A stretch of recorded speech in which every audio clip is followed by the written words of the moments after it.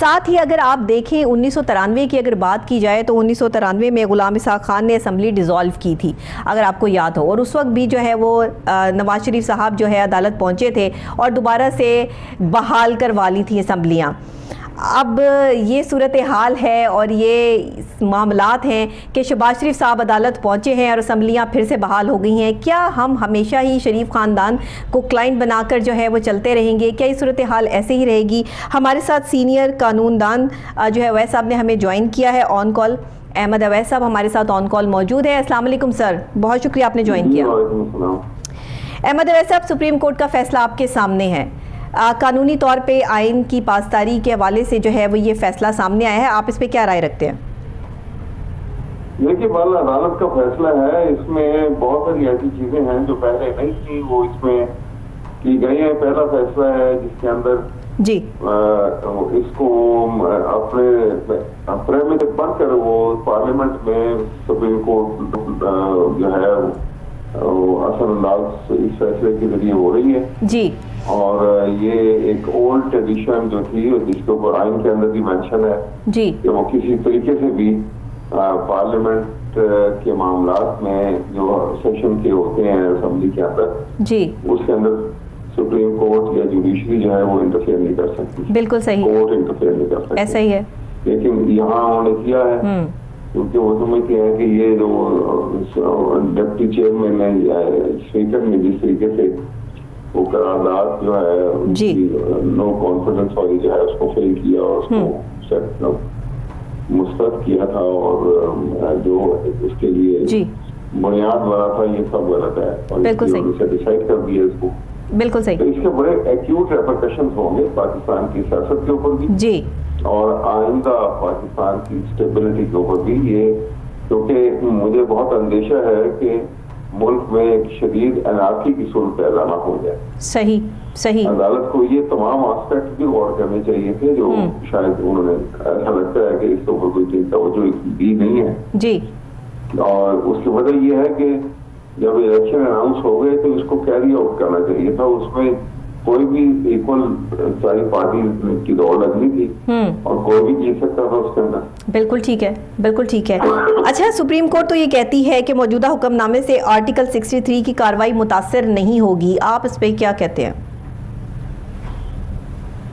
अब वो 63 की अब तो उन्होंने यही कहा है ना, लेकिन वो क्वेश्चन तो ये है कि वो 63A जिसके लिए रेफरेंस भी उन्होंने किया था, वो जो जी एडवाइस मांगी थी, रेजिडेंशियल रेफरेंस जो अभी समाप्त था जी, उसमें भी ये था कि 63A जो है उसके अंदर आप जो डिफेक्ट कर जाते हैं, जो को पार्टी हेड की या पार्टी के मैंडेट से मुनारिफ हो जाते हैं जी और अपना वोट जो है वो दूसरी पार्टी को दे रहे हैं वोट ऑफ नो कॉन्फिडेंस की शक्ल में, वोट ऑफ कॉन्फिडेंस की शक्ल में जी, तो उसके खिलाफ जो है वो उसको डिसीट कर दिया जाएगा। लेकिन एक उसकी इंटरप्रिटेशन के मुताबिक कि उसका वोट जो है वो तो काउंट होगा। बिल्कुल ठीक, बिल्कुल ठीक। यही यहाँ पे जो है वो ऑपोजिशन की जिसको चेकअप करना चाहिए था। अब ये सुप्रीम कोर्ट ने तो इसको भी फिलहाल इशारा नहीं है। सही है। अच्छा, आप ये बताइएगा कि पाकिस्तान की तारीख का सबसे बड़ा फैसला है। इससे पहले तो ये सोचा और समझा जा रहा था कि ज़ाहिर है कि सुप्रीम कोर्ट जो है वो इस मामलात में दखलंदाजी नहीं कर सकती है, लेकिन इस दफ़ा जो फैसला आया है इससे ज़ाहिर है कि पाकिस्तान तहरीक इंसाफ की हुकूमत तो खुश नहीं है। उन्होंने तो ये कहा है कि हम शायद जो है वो 1940 वाले पाकिस्तान में जाके खड़े हो गए हैं और फिर दोबारा से हमें जो है वो अपनी स्ट्रगल और जद्दोजहद का आगाज़ करना पड़ेगा। इस सूरत हाल को देखते हुए आप क्या कहते हैं? देखिए, 1940 का पाकिस्तान जो है वो इस पाकिस्तान से तो लॉ एंड ऑर्डर की सिचुएशन को या गुड गवर्नेंस की सिचुएशन को अगर सामने रख लें और जुडिशियल फैसलों को भी सामने रख लें तो वो इससे बेहतर था। सही सही। उस एतबार से अगर आप देखें सही तो बहुत सारे एस्पेक्ट हैं जो जुडिशरी ने, सुप्रीम कोर्ट ने, जिनके ऊपर कोई इतनी तवज्जो नहीं दी है कि इसके असरात जो हैं वो आइंदा की हमारी पाकिस्तान की बॉर्डर पॉलिटिक्स के ऊपर उसका बड़े असरात मुरतब होंगे। और इस बात का भी ख्याल नहीं रखा गया कि ये जो ट्राइकोटमी है कि पार्लियामेंट और एग्जीक्यूटिव और जुडिशरी बिल्कुल सही, एक स्टेट पिलर है, इंडिपेंडेंट है एक दूसरे से, और इनमें कैसे बैलेंस क्रिएट करना है, क्योंकि जुडिशरी का काम है ये बैलेंस क्रिएट करवाना। सही सही सही। तो ये इन सारी चीजों पर स्टेट जो है उसको कायम रहने के लिए और उसको बेहतर से बेहतर बनाने के लिए बहुत सारे जो है वो स्टेप लेने होते हैं, जिसके अंदर वो उस कंटिन्यूटी जो है उसको ख्याल किया जाता है कि इसके ऊपर कोई एडवर्स इफेक्ट ना आए। सही। अब ये सूरत हाल जिस वक्त पैदा हुई है जी, पाकिस्तान की इकोनॉमी पहले बड़ी खराब थी, एग्जैक्टली, अब इसके बाद तो इकोनॉमी के ऊपर एक बहुत बड़ा झटका लगेगा। बिल्कुल सही। और फिर उससे जो है हमारा जो कॉमन मैन है उनको वही मुतासिर है। एक वक्त अब ऐसा लगता है कि वो आ रहा है। बिल्कुल सही। ये चीजों का मेरे ख्याल में ख्याल नहीं रखा गया इसके अंदर। सही सही, बिल्कुल ठीक। तो ये एक आम आदमी की जब हम बात कर रहे हैं, आवाम की बात कर रहे हैं, तो वहाँ पर जो है वो हमने उसको इग्नोर करके ये तमाम फैसले जो है वो सियासी तौर पर या जो है वो आइनी तौर पर ये सामने आए हैं। इसमें चीफ जस्टिस साहब ने खुद एक सवाल के जवाब में ये भी कहा कि हमने कौमी मुफाद को भी देखना है, और अब कौमी मुफाद क्या है इसका अगर किसी से जवाब ले तो हर शख्स जो है वो कौमी मुफाद को अपने अपने तौर पर जो है वो डिफ़ाइन करेगा। आप बताइएगा कि ये जो सवाल के जवाब में चीफ जस्टिस साहब ने कहा कि कौमी मुफाद को भी जो है वो देखना पड़ेगा इस फैसले के बाद, तो ये क्या सूरत हाल और सिचुएशन? ये वहाँ इसको कौमी मफाद को मेरे ख्याल में या तो एक जो है एक कॉन्सेप्ट ही क्लियर नहीं है कौमी मफाद क्या होता है। जी, जाहिर है इन बातों से उसको आप सिक्योर कर सकते हैं, मजबूत कर सकते हैं और तबाही से बचा सकते हैं।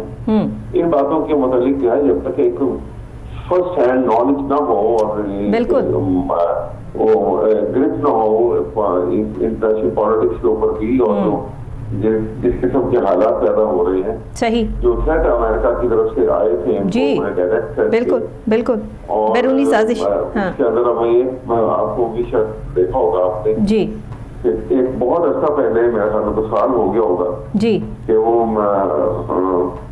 उनका ज्यादा था एक टॉक शो के अंदर उन्होंने उसके इस प्रोग्राम में ये सारी डिटेल्स जो थी वो दी हुई थी कि ये जी अमेरिका जो है वो इंटरफेयर करेगा और इसके बाद अपनी अपोमोड स्टेप की जाएगी और नो कॉन्फिडेंस के जरिए इसको रिमूव किया जाएगा। जी, वो बिल्कुल वैसे ही सब कुछ होगा।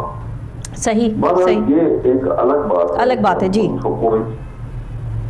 जी, तो सर आप क्या समझते हैं कि अब जो ये सूरत हाल जिससे हम जा रहे हैं, जिस तरफ हम चल पड़े हैं, अब तो असम्बलियाँ जो है वो बहाल हो गई हैं, अब तो हफ्ते को जो है वो इजलास भी होगा, तहरीक अदम एतमाद जो है वो लाई जाएगी, तो ये सारी सूरत हाल जो है वो सियासी मामलात में एक आम आदमी के लिए ये पॉजिटिव है या सिर्फ ये सियासी जमातों के लिए ही जो है वो सिर्फ फ़ायदेमंद साबित होगी? देखिए, पहली बात तो ये है कि जो सियासी जमातें पीछे लगी हुई हैं वो कौमी मुफाद के लिए उनसे ये तवक्को नहीं की जा सकती कि कोई स्टेप जो है वो ऐसा लेंगे जिससे कौमी मुफाद होगा, क्योंकि उन सब के अपने मफाद हैं जी, और वो करप्शन के मफाद हैं, इसमें तो शक कोई नहीं है। सही, इस वक्त के ऊपर पेंडिंग है।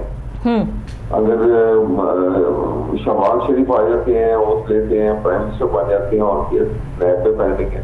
बिल्कुल ठीक। उनके साहबजादे जो हैं वो पंजाब के चीफ मिनिस्टर बन जाते हैं जी, जी, सदियों से जो है ये चलता आ रहा है। बिल्कुल, उनों के ऊपर जो है जरदारी है या जो लोग और सब को देखें आप, तो इसलिए इनकी तवज्जो तो सिर्फ ये होगी कि उनके केसेस खत्म हो और नैब को कमजोर कर दिया जाए। बिल्कुल बिल्कुल, ये होगा।